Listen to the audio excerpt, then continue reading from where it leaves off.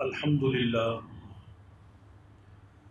للہ وکفا وسلام علی عبادہ الذین اصطفى قال اللہ تبارک و تعالی انما المؤمنون اخوہ وقال النبی صلی اللہ تبارک و تعالی علیہ وسلم المؤمنون کرجل واحد ان اشتکا عینہ اشتکا کلہ او کما قال رسول اللہ صلی اللہ تبارک و تعالی علیہ وسلم۔ محترم حاضرین و ناظرین، آج کی ہماری گفتگو کا عنوان ہے مصیبت زدہ مسلمان کی مدد کرنا اللہ کی طرف سے جنت کی ضمانت کا ذریعہ ہے۔ جناب رسول اللہ صلی اللہ علیہ وسلم نے اور اللہ رب العزت نے قرآن مجید میں تمام مومنین اور مومنات کو بھائی قرار دیا ہے۔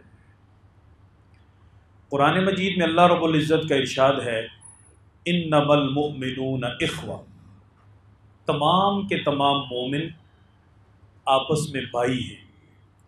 اور جناب رسول اللہ صلی اللہ علیہ وسلم نے ارشاد فرمایا المؤمنون کرجل واحد ان اشتکا عینہ اشتکا کلہ، کہ تمام کے تمام مومن آپس میں ایک جسم کی مانند ہیں، اور ایک جسم میں جب آنکھ کو تکلیف ہوتی ہے تو سارے بدن کو تکلیف ہوتی ہے، اگر سر میں تکلیف ہوتی ہے تو سارے بدن میں تکلیف ہوتی ہے۔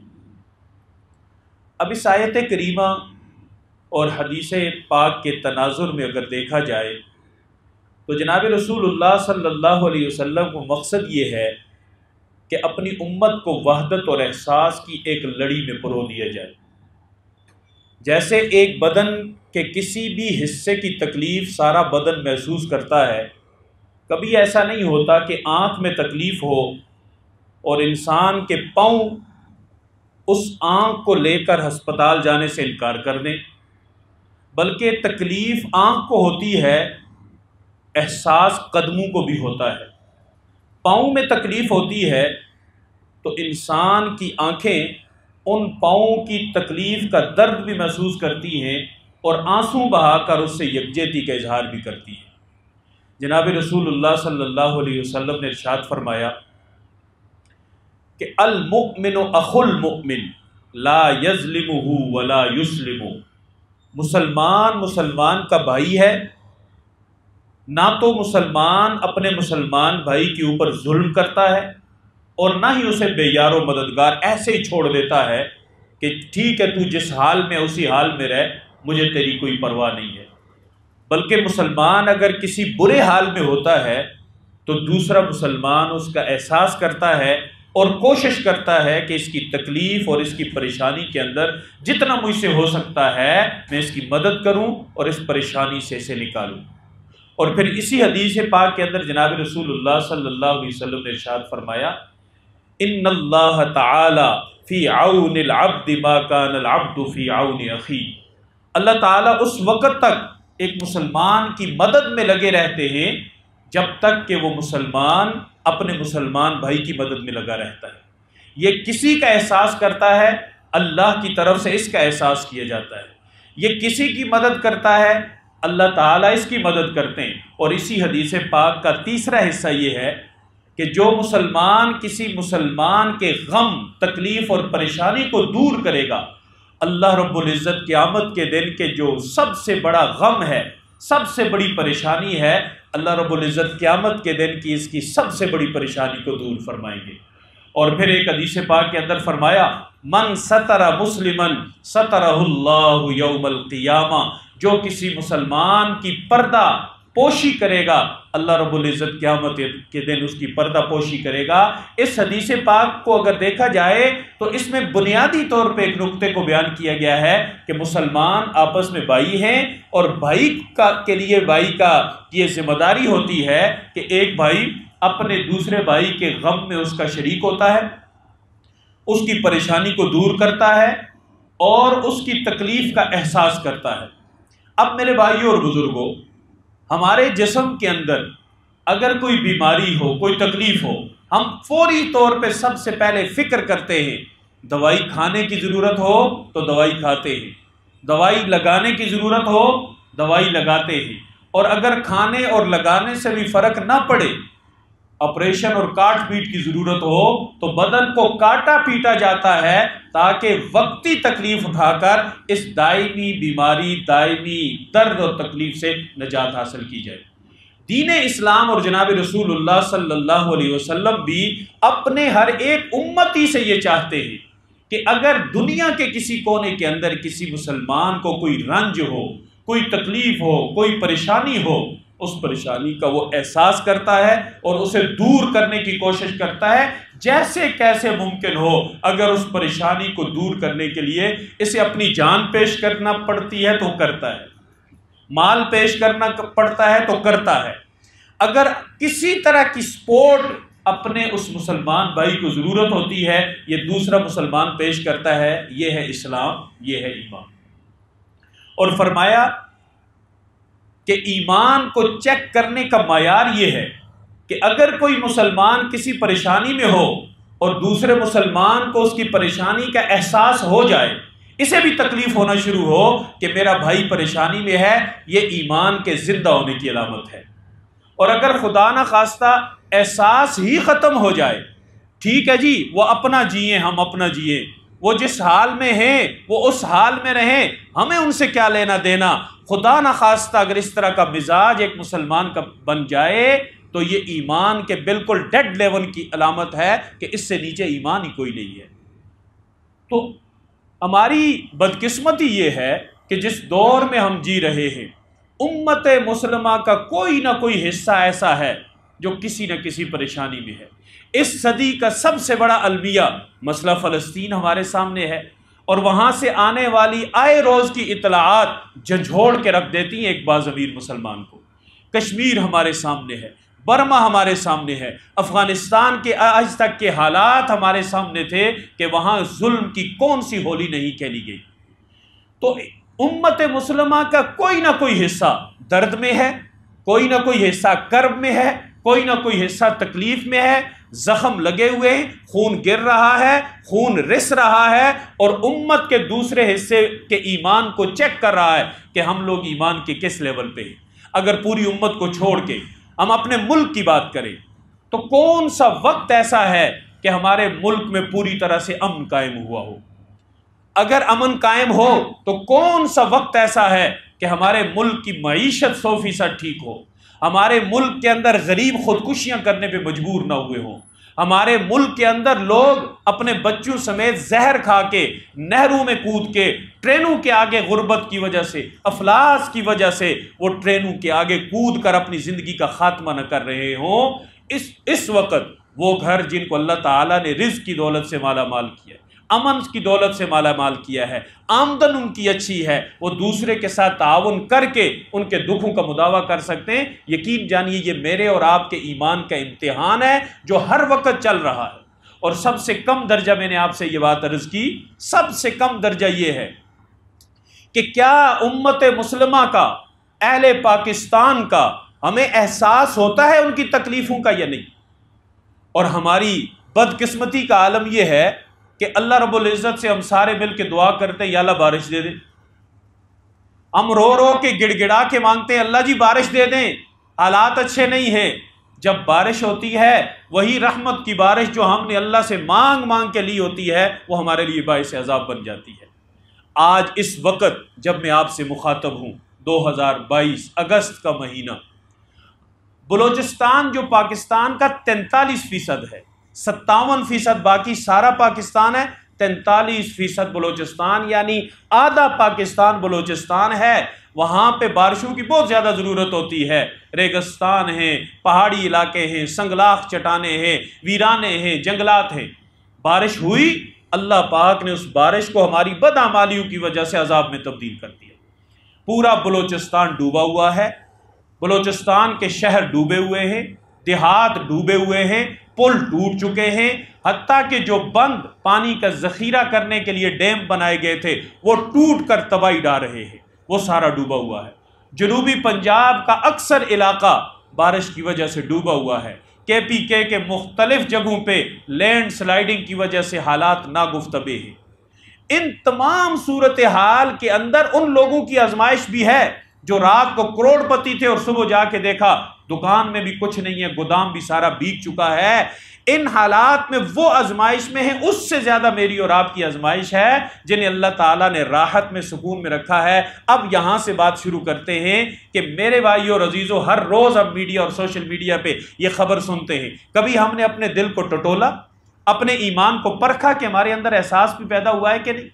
اگر احساس ہے تو ایمان زندہ ہے، اگر احساس نہیں ہے تو یقین جانیے ہمارا ایمان بالکل ختم ہے، اینڈ پہ اسے دوبارہ روح ڈالنے کی ضرورت ہے، اسے دوبارہ اپنے پاؤں پہ کھڑا کرنے کی ضرورت ہے۔ اسلام تو اللہ نے ہمیں ماں کی گود میں دے دیا، اگر ہم مسلمان گھرانے میں پیدا نہ ہوتے تو شاید اسلام بھی نہ ہوتا۔ اسلام ہے، اور اسلام کے بعد اگلا درجہ ایمان کا، اور ایمان کی عمارت تعمیر ہوتی ہے اعمال کی اینٹوں سے۔ جتنے اعمال زیادہ ہوتے ہیں اتنا ایمان بلند ہوتا ہے، اتنا ایمان کو ترقی ملتی ہے، اتنا ایمان کی عمارت مکمل اور کامل ہوتی ہے۔ ہم کس لیول پہ ہیں یہ ہم خود جانچ سکتے ہیں، ہم خود پرکھ سکتے ہیں۔ مولانا اشرف علی تھانوی رحمہ اللہ کے بارے میں آتا ہے، فرماتے تھے کہ مجھے رات کی تاریکی میں جب شدید نیند کا غلبہ ہو، جب مجھے امت مسلمہ کی حالت زار یاد آتی ہے تو میری نیند اڑ جاتی ہے، میں ساری رات سو نہیں سکتا۔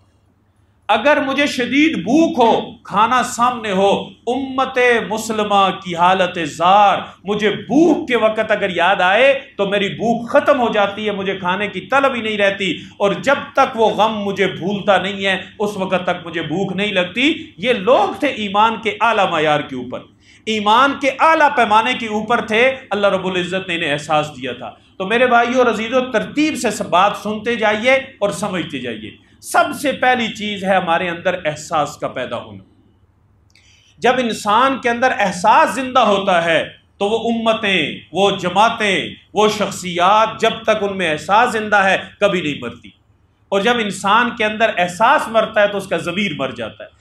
جب ضمیر مردہ ہوتا ہے تو یہ باڈی دیکھنے میں زندہ ہوتی ہے، حقیقت میں ایک ڈھانچہ ہے جو بغیر روح کے چل رہا ہے، احساس کسی کے اندر سے ختم ہو چکا ہے۔ بڑے پیمانے پہ احساس ہو، چھوٹے پیمانے پہ احساس ہو، درمیانے درجے کا احساس ہو، لیکن اپنے اندر سے کبھی احساس کو نہ مرنے دیں۔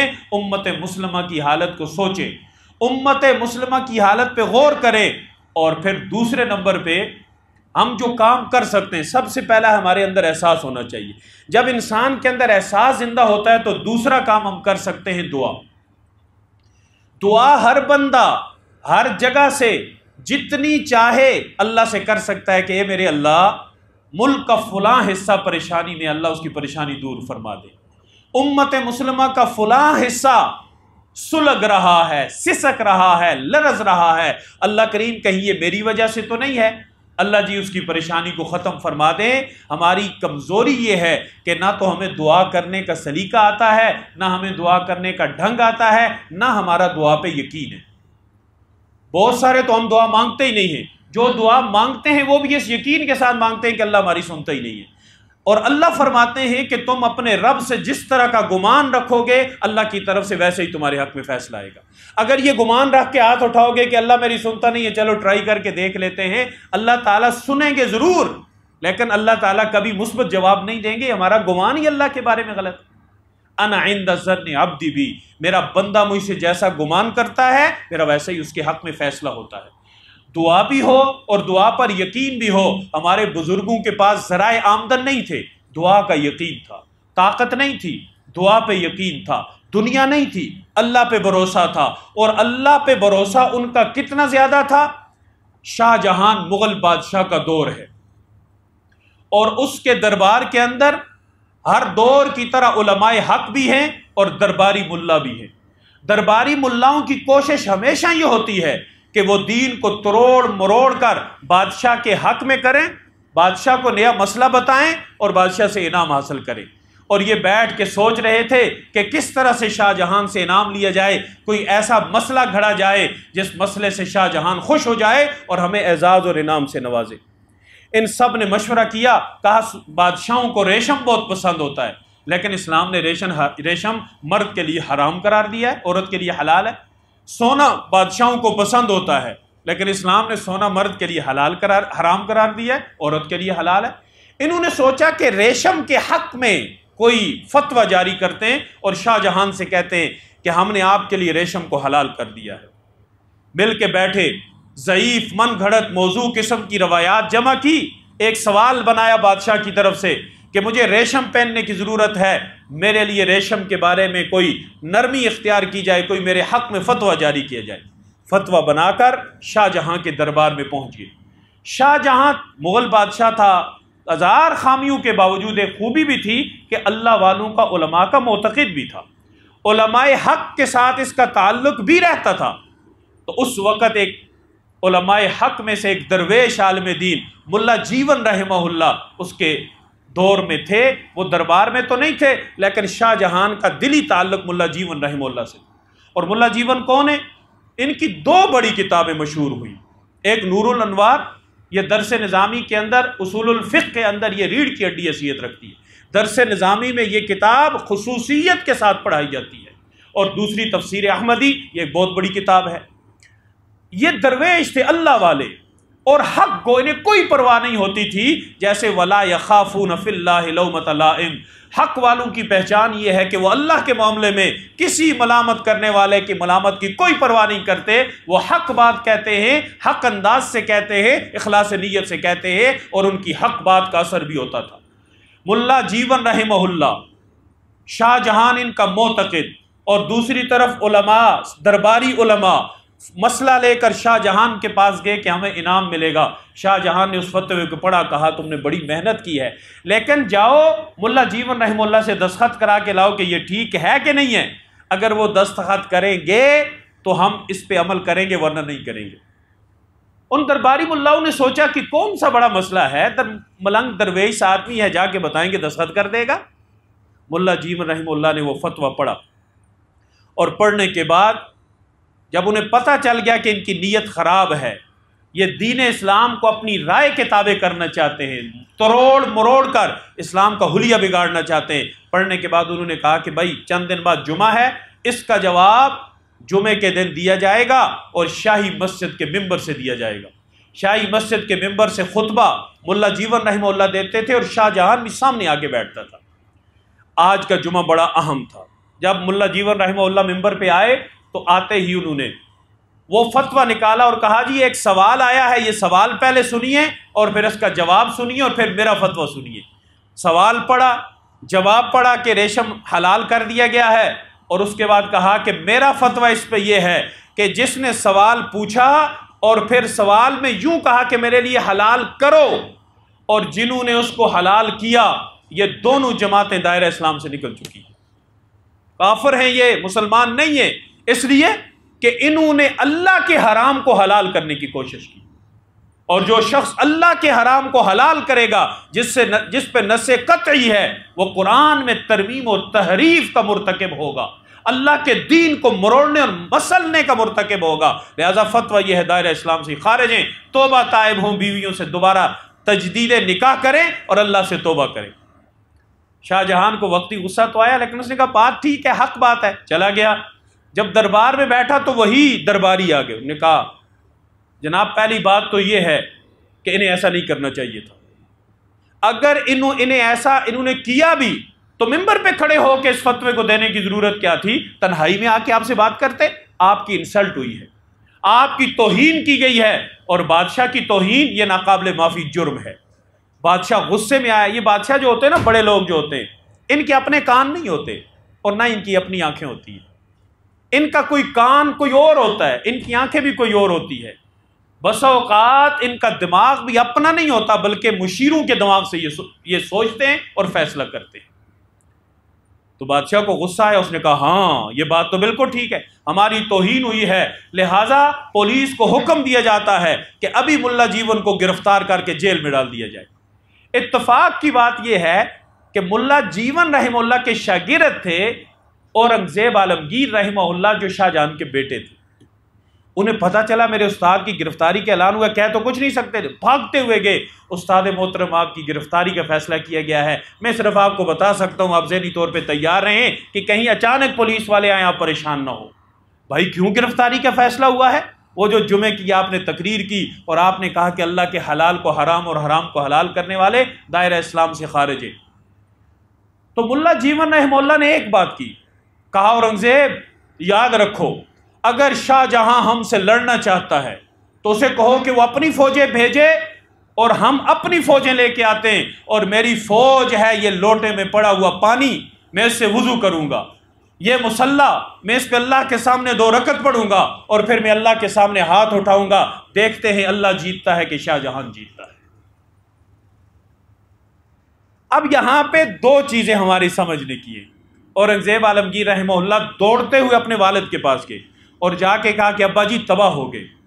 ملا جیون نے ہاتھ اٹھانے کا فیصلہ کر لیا اور قضیہ اور قصہ اللہ کے دربار میں پیش کرنے کا فیصلہ کر لیا ہے، ابا جی جلدی کیجئے، کہیں ایسا نہ ہو کہ اگر ملا جیون کے ہاتھ اٹھ گئے، وہ مصلی پہ بیٹھ گئے، ہماری نسلیں تباہ ہو جائیں گی، کوئی ہمارا نام لینے والا نہیں ہوگا اور ہماری داستان تک نہ ہوگی داستانوں میں۔ شاہ جہاں ڈر گیا، شاہ جہاں ڈر گیا، پوچھا کہ بیٹا کیا کیا جائے، اس صورتحال سے ہم کیسے نکل سکتے ہیں؟ کہا ابا جی نکلنے کی ایک ہی صورت ہے، تحفے تحائف تیار کریں، ان کی خدمت میں پیش کریں، معافی مانگتے ہیں ان سے، تب جا کے ہماری جان چھوٹے گی، ورنہ نہیں۔ اورنگزیب عالمگیر رحمہ اللہ کپڑوں کے سوٹ لے کر حضرت کی خدمت میں حاضر ہوئے اور کہا کہ ابا جی آپ سے معافی چاہتے ہیں، ہم سے غلطی ہوئی تھی، خدا را ہمیں معاف کر دیں، اور اپنا کیس جو آپ اللہ کی دربار میں دائر کرنے کے لیے جا رہے ہیں خدا کا واسطہ وہ کیس واپس لے لیں۔ تو انہوں نے پھر مصلی نہیں بچھایا، بدعا نہیں کی، اللہ سے دعا نہیں کی۔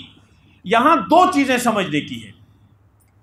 ایک عالم دین درویش، اسے دعا پہ کتنا یقین ہے کہ وہ دعا کی طاقت کو لے کے بادشاہ سے ٹکرانے کا فیصلہ کر لیتا ہے، اور دوسری طرف بادشاہ مطلق العنان، جس پہ کوئی قانون قاعدہ لاگو نہیں ہوتا۔ اس دور کے بادشاہوں کے لیے کوئی قانون دستور نہیں ہوتا تھا، جسے چاہا جیل میں ڈال دیا، جسے چاہا جیل سے نکال دیا، جسے چاہا مار دیا، قتل کر دیا، کوئی پوچھنے والا نہیں ہوتا تھا۔ لیکن اسے بھی دعا پہ اتنا یقین تھا کہ جب اسے پتا چلا کہ ایک اللہ والے کے ہاتھ اللہ کے سامنے اٹھنے لگے ہیں، اس نے نہ صرف اپنے ارادے کو چھوڑا، تحفے تحائف دیے، اور اپنی جو بات تھی اس پہ ملا جیون رحمہ اللہ سے معافی مانگی۔ تو میرے بھائیوں اور عزیزوں، پہلا کام ہمارا تھا کسی بھی غم زدہ کا احساس ہمارے دل میں ہو، کسی کو مصیبت میں دیکھیں، کسی جانور کو بھی مصیبت میں دیکھیں، ایک دفعہ اندر ضمیر ہمارا جاگ جائے اور یہ کہے کہ یہ پریشانی میں ہے، اگر تو اس کے غم کو دور کر سکتا ہے، ہلکا کر سکتا ہے، تیری ذمہ داری بنتی ہے تو اس کے غم کو دور کرنے کے لیے اقدامات کر۔ اور دوسری چیز دعا، اس یقین کے ساتھ کہ اللہ رب العزت ہر ایک کی سنتے ہیں، ہر وقت سنتے ہیں۔ ہمارا پہلا نظریہ دعا کے بارے میں تو یہ ہے کہ اللہ ہماری سنتے ہی نہیں۔ دوسرا نظریہ ہم پتہ نہیں کہاں سے لائے ہیں، اور جی کسی بھی افسر کے پاس جانے سے پہلے چپڑاسی کے پاس جانا پڑتا ہے۔ ہم ساری زندگی چپڑاسیوں کو ہی ڈھونڈتے رہتے ہیں، افسر تک پہنچ ہی نہیں پاتے۔ تو جی چھت پہ چڑھنے کے لیے سیڑھی کی ضرورت ہوتی ہے، ہم ساری زندگی سیڑھی کو تلاش کرتے رہتے ہیں، کوئی ہمیں کرائے پہ بھی نہیں دیتا، چھت تو دور کی بات ہے۔ اور چھت والا کہتا ہے کہ تمہیں سیڑھی کی ضرورت نہیں ہے، ادعونی استجب لکم، مجھے ہی پکارو میں تمہاری پکار سنوں گا۔ ہم کہتے ہیں اللہ جی آپ تو دور عرشوں پہ ہیں، ہماری پکار آپ کیسے سنیں گے؟ اللہ فرماتے ہیں نہیں، نحن اقرب الیہ من حبل الورید، میں تمہاری شرک سے بھی قریب ہوں۔ آسان الفاظ میں میرے بندے، اتنا تو خود اپنے قریب نہیں ہے جتنا تیرا رب تیرے قریب ہے۔ کبھی اپنے رب کو ڈھونڈ کے تو دیکھ، کبھی تلاش کر کے تو دیکھ، تیرا رب سب سے پہلے تیری مدد کے لیے آئے گا، تیری مدد کر کے جائے گا، تجھے بے یار و مددگار اور تنہا نہیں چھوڑے گا، کیونکہ تو خود اتنا اپنے قریب نہیں ہے جتنا تیرا رب تیرے قریب ہے۔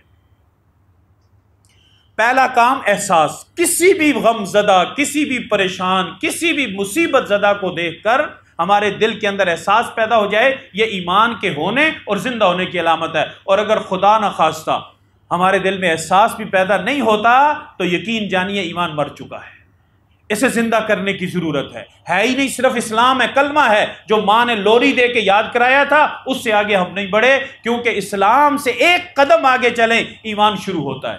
ہر عمل ایمان میں ترقی کا ذریعہ بنتا ہے، اور جب اعمال عروج پہ پہنچتے ہیں، ایمان کی عمارت عروج پہ پہنچتی ہے، ہم اپنے ایمان پہ غور کریں۔ سورۃ المؤمنون کے اندر ایمان والوں کی جو صفتیں بیان ہوئی ہے، قد افلح المؤمنون، ایمان والے کامیاب، الذین هم فی صلاتہم خاشعون، نماز میں خشوع خضوع، والذین هم عن اللغو معرضون، بیہودہ باتوں سے اجتناب، والذین هم لفروجہم حافظون، والذین هم لاماناتہم وعہدہم راعون۔ یہ ساری کی ساری نشانیاں، یہ ساری کی ساری صفتیں اہل ایمان کی ہیں۔ 10 صفات تقریباً بیان ہوئی ہیں اہل ایمان کی سورۃ المؤمنون کی ابتدا میں۔ ہم ذرا غور کریں کہ ہمارے اندر کتنی ہیں، کتنی کم ہیں، کتنی پوری کر کے ہم اہل ایمان بن سکتے ہیں، اور جو اللہ نے اہل ایمان کے لیے وعدہ کیے انہیں ہم حاصل کر سکتے ہیں۔ اور تیسرے نمبر پہ، پہلا احساس کو زندہ کریں، دوسرا اللہ سے دعا کریں ہر مصیبت زدہ کے لیے۔ کسی کو رستے کے اندر گرا پڑا دیکھیں، پھٹے پرانے کپڑے دیکھیں، اتنا تو کہہ سکتے ہیں اللہ اسے اعلیٰ لباس نصیب فرما دے، اس میں ہمارا کوئی خرچہ نہیں ہوتا۔ کسی کو بھوک کی حالت میں دیکھیں، اللہ جی اس کے لیے رزق کا انتظام کر رہے ہیں، آپ تو سمندروں میں تیرنے والی مچھلیوں کے لیے رزق کا انتظام کرتے ہیں، خلاؤں میں اڑنے والا کوئی پرندہ رات کو بھوکا نہیں سوتا، اللہ یہ ماں اپنے بچوں کے رزق کے سلسلے میں پریشان ہے، اللہ اس کی پریشانی دور کر دے۔ کیا ہم اتنا بھی نہیں کر سکتے؟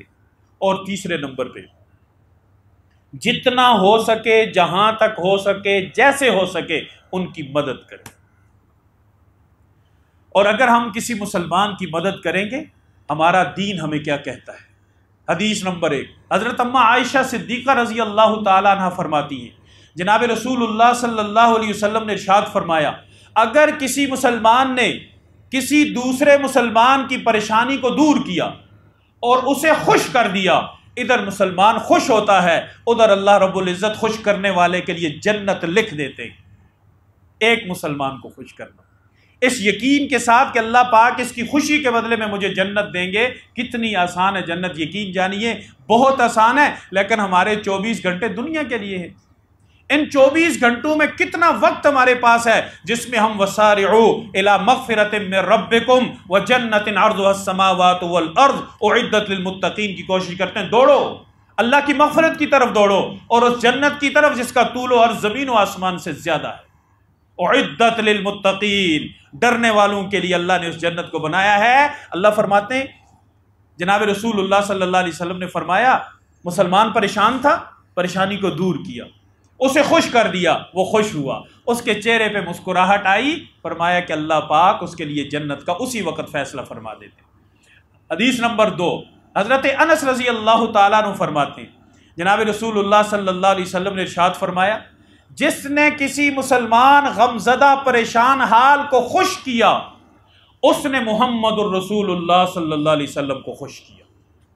جس نے حضور کو خوش کیا، اس نے اللہ کو خوش کیا، اور جس نے اللہ کو خوش کیا، اللہ اس کی خوشی کا بدلہ یہ دیں گے کہ اس کے لیے جنت کا اعلان فرما دیں گے۔ حدیث نمبر 3، حضرت انس رضی اللہ تعالیٰ عنہ اس کے بھی راوی ہے کہ جب کوئی مسلمان کسی مسلمان کی ضرورت اور حاجت کو پورا کرنے کے لیے اس کے ساتھ چلتا ہے، اللہ رب العزت ایک قدم کے بدلے میں 70 نیکیاں دیتے اور 70 گناہ معاف فرماتے ہیں۔ اور بڑی زبردست حدیث ہے، 70 نیکیاں 70 گناہ معاف۔ اگر اس کے جانے سے وہ کام ہو جاتا ہے، جو ہی کام ہوتا ہے، اللہ اس ساتھ جانے والے کے سارے گناہوں کو معاف کر کے اسے ایسا کر دیتے جیسے ابھی ماں کے پیٹ سے پیدا ہوا ہے۔ اور اگر وہاں پہنچنے سے پہلے پہلے یہ کسی کی حاجت کو پورا کرنے والا مر جاتا ہے، کام نہیں بھی ہوتا، اس کی زندگی کا اختتام ہو جاتا ہے، اللہ پاک مرتے ہی اسے سیدھا جنت عطا فرما دیتے۔ حضرت انس رضی اللہ تعالیٰ عنہ کی روایت ہے، جناب رسول اللہ صلی اللہ علیہ وسلم نے ارشاد فرمایا، قیامت کا دن ہوگا، اللہ پاک ایک جہنم سے مسلمان کو نکالیں گے۔ اللہ نے جہنم ویسے کافروں کے لیے بنائی ہے، لیکن جو مسلمان اپنے گناہوں کی وجہ سے آلودہ ہوں گے، بیمار ہوں گے، گناہوں کی بیماری میں مبتلا ہوں گے، انہیں علاج کے لیے جہنم میں پھینکا جائے گا۔ جب وہ گناہ جتنے سخت ہوں گے، اتنا انہیں جلنے میں، ختم ہونے میں دیر لگے گی۔ جتنے گناہ عام ہوں گے، ہلکے ہوں گے، اتنا جلدی جل جائے گے، بندہ فارغ ہو جائے گا۔ جو ہی گناہ ختم، اللہ کہیں گے اسے نکالو، سائڈ پہ رکھ دو، یہ پاک ہو گیا ہے، اب یہ جنت میں جانے کے قابل ہے، اس لیے کہ جنت میں کوئی گناہ کے ساتھ نہیں جا سکتا۔ اللہ پاک اسے نکال کر جب جہنم کے اوپر رکھیں گے تو وہ ایک جنتی کو دیکھے گا، اسے آواز دے گا اور آواز دے کے کہے گا او بھائی کیا حال ہے، جنتی بھائی کیا حال ہے آپ کا؟ کہے گا جی کون؟ کیا آپ نے مجھے نہیں پہچانا؟ نہیں یار معذرت میں نے آپ کو نہیں پہچانا۔ او بھائی میں وہ ہوں، دنیا میں ایک دفعہ آپ کہیں جا رہے تھے، آپ نے نماز پڑھنی تھی، آپ کے پاس وضو کے لیے پانی نہیں تھا، آپ نے مجھ سے وضو کا پانی مانگا، میں نے آپ کو وضو کا پانی دیا تھا، میں وہ ہوں۔ وہ کہے گا اچھا تو وہ ہے، ٹھیک ہے، اگر تو نے مجھے دنیا میں وضو کا پانی دیا تھا، آج اللہ نے مجھے اختیار دیا ہے کہ کسی کی سفارش کر کے اسے جنت میں پہنچا دوں، میں تیری سفارش کرتا ہوں، وہ اسے اٹھائے گا اور اپنے ساتھ جنت میں لے جائے گا۔ اور ایک حدیث پاک کے اندر آتا ہے اسی طرح کہہ کے، اور مسلمان جسے جہنم سے پاک کر کے باہر نکالا گیا، وہ کسی مسلمان کو دیکھے گا اور کہے گا او بھائی جنتی میری بات سن، مجھے جانتا ہے؟ نہیں جانتا، میں وہ ہوں، دنیا میں فلاں کام تو نے مجھے کہا تھا، میں نے تیرا وہ کام کیا تھا، اب یاد آیا؟ ہاں مجھے یاد آ گیا، میرے پاس بھی ایک سفارش ہے، ایک شفاعت ہے، اللہ نے مجھے اختیار دیا ہے، وہ میں تیرے حق میں استعمال کرتا ہوں۔ یہ چھوٹا سا کام کرنے والا اللہ پاک اسے بھی اٹھا کر اس کے ساتھ جنت میں بھیج دے۔ اور ایک حدیث پاک کے اندر آتا ہے، حضرت عباس رضی اللہ تعالیٰ عنہ فرماتے کہ اگر کوئی مسلمان کسی مسلمان کی حاجت اور ضرورت کو پورا کرنے کے لیے اس کے ساتھ چلتا ہے، اللہ پاک اسے 10 سال کے اعتکاف کا ثواب دیتے ہیں، اور ایک رات کے اعتکاف کا بدلہ یقینی یہ ہے کہ جنت جہنم اور اس کے درمیان اتنی بڑی 3 خندقیں حائل ہو جاتی ہیں، ایک خندق کا فاصلہ زمین اور آسمان کے درمیان میں ہے۔ یقین جانیے یہ معمولی نہیں ہے، بس فرق صرف یہ ہے کہ ہمارا اس پہ یقین ہو۔ اور ایک حدیث پاک کے اندر آتا ہے، جناب رسول اللہ صلی اللہ علیہ وسلم نے ارشاد فرمایا، اگر کسی مسلمان نے کسی دوسرے مسلمان کو بھوک کی حالت میں دیکھا، اسے کھلایا، سیر کر دیا، پیاسے کو دیکھا، پلایا، سیراب کر دیا، ادھر اس نے اسے سیراب کیا، وہ خوش ہوا، اللہ رب العزت اسی وقت اس کے لیے جنت کا فیصلہ فرما دیتے۔ اسلام صرف نماز کا نام نہیں ہے، یہ تو عبادت ہے۔ یہ میں نے میرا ایک بیان آپ کو یاد ہوگا، یہ عبادات تو کتنا ہے؟ 20% ہے نا، عبادات دین اسلام میں 20% ہیں، معاملات 20% ہیں، معاشرت 20% ہے، ہمارے اخلاق 20% ہیں، ہمارے عقائد 20% ہیں۔ ہم یہ سمجھتے ہیں جی ٹھیک ہے آج سے میں بس پکا مسلمان ہو گیا، اور پکا اور پورا مسلمان ہم سمجھتے ہیں کہ میں نے آج سے نماز شروع کر دی۔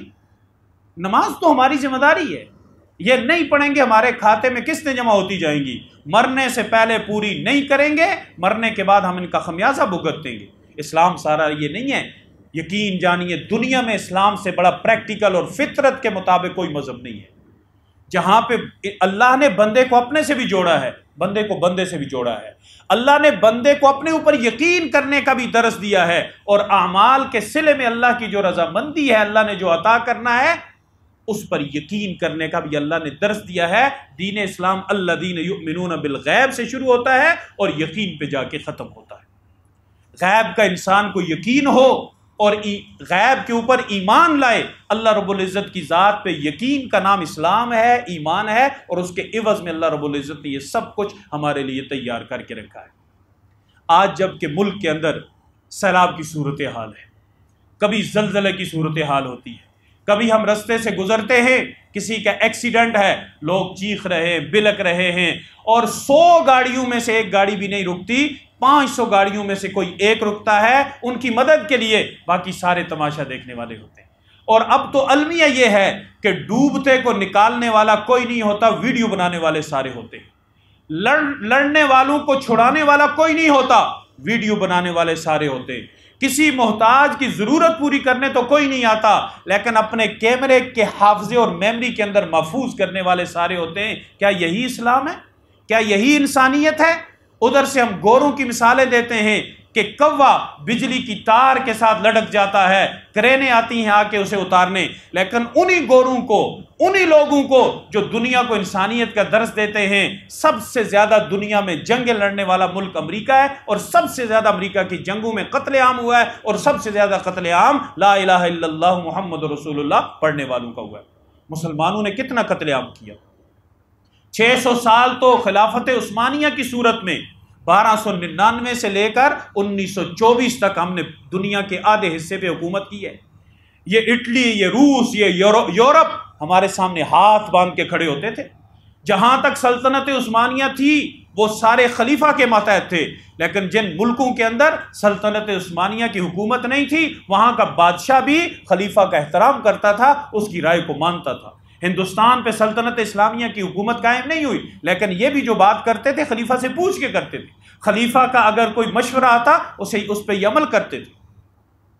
تو دنیا کے اندر ہم نے بھی تو حکومتیں کی ہیں، اسلام نے ایک بڑا سنہری دور، سنہرا ماضی، یادگار دن دنیا کو دیے ہیں۔ ہم نے دنیا سے لیا کچھ نہیں ہے، ہم نے دنیا کو انداز جہاں بانی سکھایا، ہم نے دنیا کو احساس سکھایا ہے۔ ہم نے جنگ میں بھی کسی بوڑھے کو نہیں مارا، ہم نے جنگ میں بھی کسی عورت کا گلا نہیں کاٹا، ہم نے جنگ میں بھی کسی بچے کو نہیں مارا، ہم نے جنگ میں بھی اعلان کیا مارا اسے جائے گا جو ہمیں مارنے کے لیے آئے گا، جو بیٹھا رہے گا اسے نہیں مارا جائے گا۔ ہم نے کھیتیوں کو ویران نہیں کیا، ہم نے درختوں کو نہیں کاٹا، ہم نے جانوروں کو ذبح نہیں کیا، جبکہ چنگیز خان نے بغداد میں ایک بھی سانس لینے والا مسلمان نہیں چھوڑا، جس کی سانس چلتی تھی اس کو مارا، اور بعض علاقوں میں تو اس نے کتے اور بلیوں کو بھی مارا کہ کوئی بھی جاندار یہاں باقی نہ چھوڑا جائے۔ دنیا نے ہمارے ساتھ یہ کیا، ہم نے دنیا کے ساتھ کیا کیا؟ ہم بڑے تابناک اور روشن ماضی کے حامل ہیں، ہمیں اسی ماضی کو دہرانے اور اپنانے کی ضرورت ہے۔ اب اگلی بات، بلوچستان میں اگر ہم نہیں جا سکتے، احساس زندہ کر سکتے، اپنے اندر احساس پیدا کر سکتے، دعا کر سکتے ہیں، اور جتنا ہو سکے ہم تعاون کر سکتے ہیں، لیکن کیا ہماری گاڑی کے اندر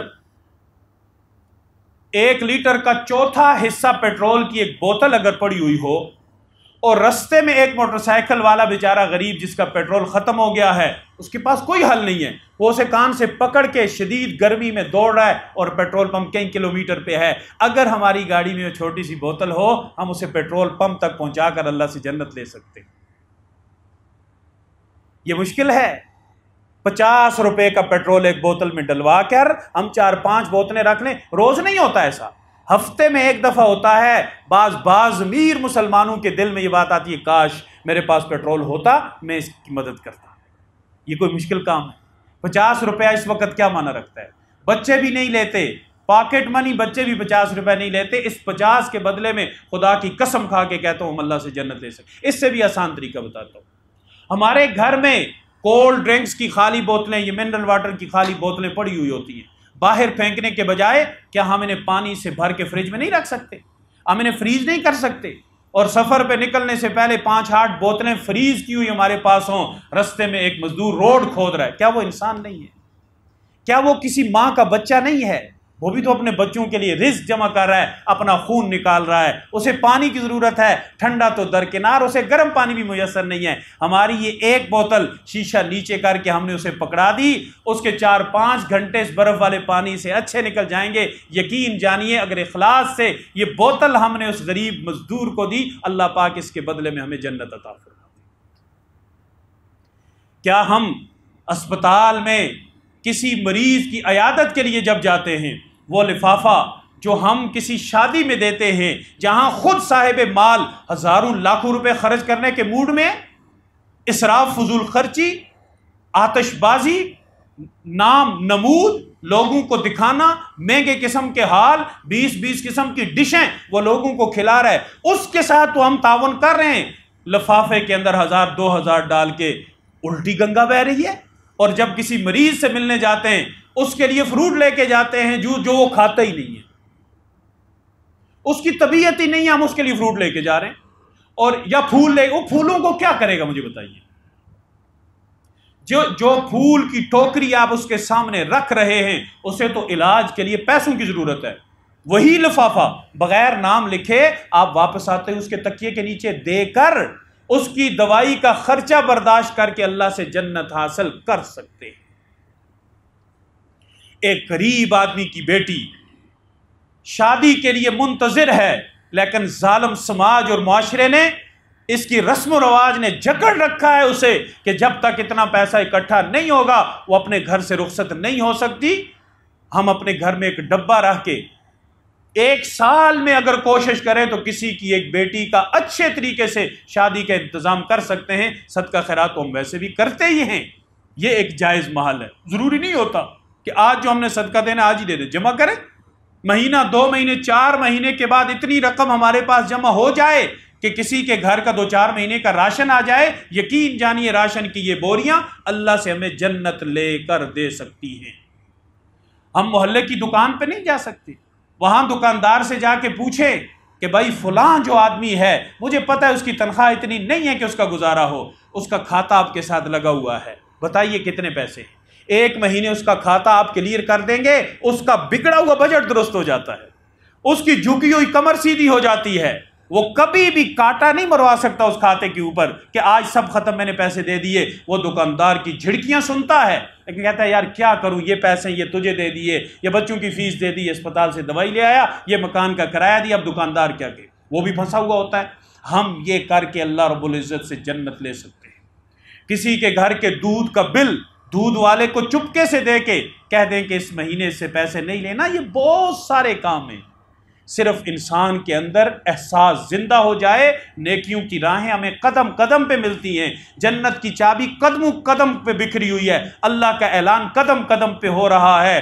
ہم آگے بڑھیں، اللہ کے اس اعلان سے فائدہ اٹھائیں، اللہ کی اس آفر سے فائدہ اٹھائیں۔ تو میرے بھائیوں اور بزرگوں، احادیث پاک کی روشنی میں اور اللہ رب العزت کے فرمان کی روشنی میں اللہ نے جنت کو کوئی مشکل نہیں بنایا، بلکہ ایک ضرورت مند، ایک حاجت مند کی اپنی وسعت کے مطابق، اپنی استطاعت کے مطابق ہم ضرورت پوری کر کے اللہ سے جنت حاصل کر سکتے ہیں۔ تو انشاءاللہ سب کا عزم ہے نا؟ انشاءاللہ چھوٹی چھوٹی نیکیوں سے شروع کریں۔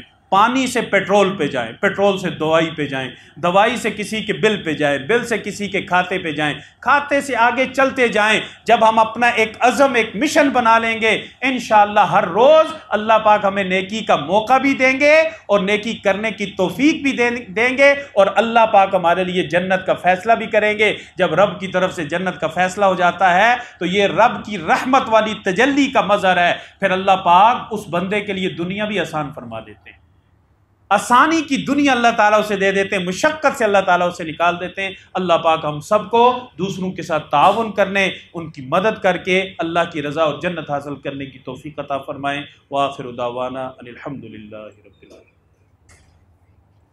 الحمد للہ رب العالمین والعاقبۃ للمتقین والصلاۃ والسلام علی رسولہ محمد وآلہ واصحابہ اجمعین۔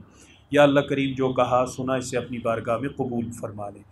یا اللہ کریم اس پر ہم سب کو عمل کرنے کی توفیق عطا فرما دیں۔ دنیا میں جہاں کہیں مسلمان پریشان حال مظلوم، اللہ اپنی غیب سے ان کی مدد اور نصرت کے فیصلے فرما دیں۔ اللہ کریم حدیث نبویہ کی روشنی میں جو جنت کے وعدے آپ نے حضور کی زبانی کیے ہیں، اللہ وہ ہمارے ذریعے سے پورے فرما کر ہمیں جنت نصیب فرما دیں۔ یا اللہ کریم جنت کی نعمتیں ہمیں عطا فرما دیں۔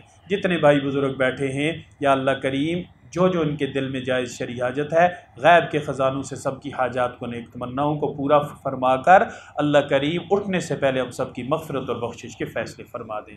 یا اللہ کریم ہماری پریشانیوں کو دور فرما دیں، ہمارے غموں کو خوشیوں سے تبدیل فرما دیں، ہمارے دکھوں کو سکھوں سے تبدیل فرما دیں، ہماری ذلتوں کو عزتوں سے تبدیل فرما دیں۔ یا اللہ کریم ہمارے ایمان کے اندر اضافہ اور ترقیاں نصیب فرما دیں۔ یا اللہ کریم جو مانگا عطا فرما دیں، جو نہیں مانگ سکے بن مانگے عطا فرما دیں۔ وصلی اللہ تعالی علی خیر خلقہ محمد وآلہ۔